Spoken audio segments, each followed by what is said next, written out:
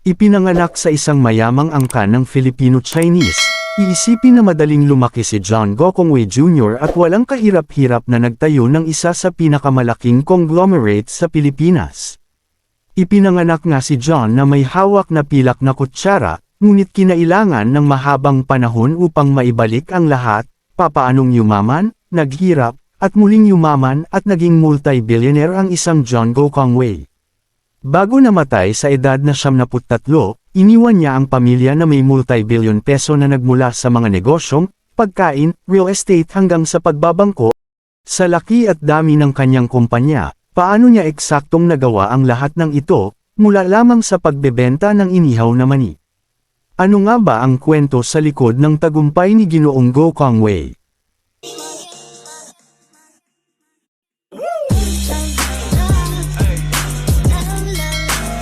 Si John ang panganay na anak sa kanyang pamilya. Mayroon siyang 4 na kapatid na lalaki, sina Henry, Johnson, Eddie, at James, at isang kapatid na babae na nagngangalang Lily. Nakatira sila sa isang malaking bahay na may garden sa Cebu.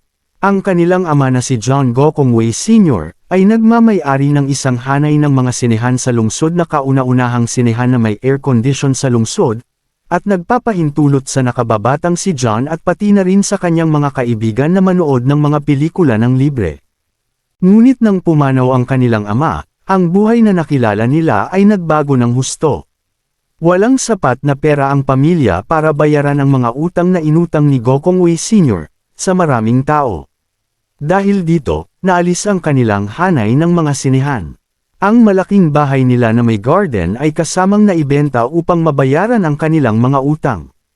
Si Gokongwei Jr. ay 13 taong gulang lamang, ngunit alam niyang kailangan niyang lumaki ng mabilis, manguna, at tulungan ang kanyang ina na maibalik ang kanilang buhay sa tamang landas. Ibinenta ng kanyang ina ang lahat ng kanyang alahas para makaipon ng pondo. Ipinadala rin niya ang mga kapatid ni John sa China, isang mahirap na desisyon na kailangan niyang gawin dahil mas kayang alagaan sila ng kanilang mga kamag-anak doon kaysa sa Cebu. Ang pera kinikita ni John ay hindi sapat, ngunit ang batang si John at ang kanyang ina ay hindi sumuko. Nagbenta sila ng sariwa at mainit na mani. Panahon noon ng ikalawang digmaang pandaigdig, ngunit hindi iyon naging hadlang sa namumuong negosyante na ituloy ang bagong landas na ito at palawakin ang mga produktong ibinebenta nila ng kanyang ina.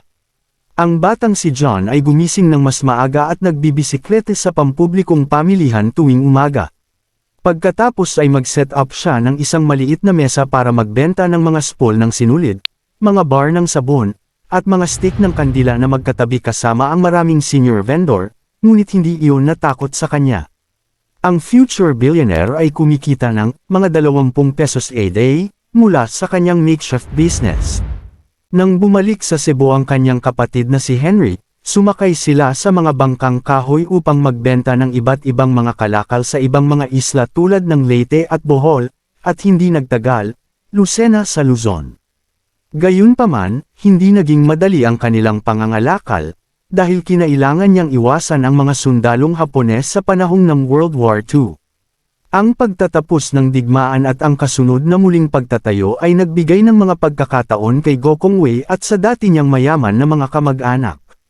Nakatuon si Gokongwei sa kalakalan pagkatapos ng digmaan, naglalakbay sa Estados Unidos upang bumili ng mga materyales at ibenta ang mga ito sa mataas na tubo sa Maynila at Visayas. Siya at ang kanyang mga kapatid ay nagtayo ng American Asia Trading. Ang negosyo ay nakakuha sa kanila ng sapat na pera upang maibalik ang natitirang pamilya sa Pilipinas mula sa China. Nang maglaon, gumawa si John ng produktong cornstarch, isang pangunahing hilaw na materyales para sa beer, noodles, at papel. Ang San Miguel Corporation, isa sa pinakamatanda at pinakamalaking korporasyon sa Pilipinas, ay isa sa pinakamalaking customer ng Gokongwei. Itinatag niya ang Universal Corn Products noong 1954, ngunit kalaunan ay napagtanto niya na dapat siyang gumawa ng mga natapos na produkto. Noong 1961, nagtatag siya ng isa pang kumpanya, Consolidated Foods Corporation, na gumawa ng Blend 45, ang unang lokal na ginawang timpla ng kape na naging isa sa mga unang hit na produkto ng kumpanya. At dahil nga sa tagumpay ng Blend 45 ay sinundan pa nila ito ng isa pang brand ng kape na tinawag na Great Taste. Pagkatapos ng mga kape ay pinakilala naman ng kumpanya ang Nips Chocolates Candy, na sigurado kung ikaw ay batang 90s ay kilalang kilala mo ito. Sa pagtatatag ng Rebina Farms, makikipagsapalaran si Ginoong John sa mga manok, mga produktong karne, at mga feeds ng hayop. Pagkatapos, sa pagkakatatag ng Universal Rebina Corporation noong 1966, nagsimula siyang mangibabaw sa savory snack market na may tatak na Jack and Jill, na patuloy na tinatangkilik ng mga henerasyon ng mga Pilipino hanggang ngayon.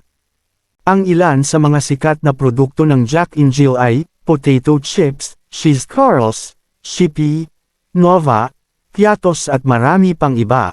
Kasama din ang mga biscuit na Magic Flakes, Magic Chips, Presto, Overload at iba pa. Sa panahon ng kaguluhan sa ekonomiya noong unang bahagi ng 1980s, sinimula ni Ginoong Go Kwang Wei ang pagtatayo ng isang mall.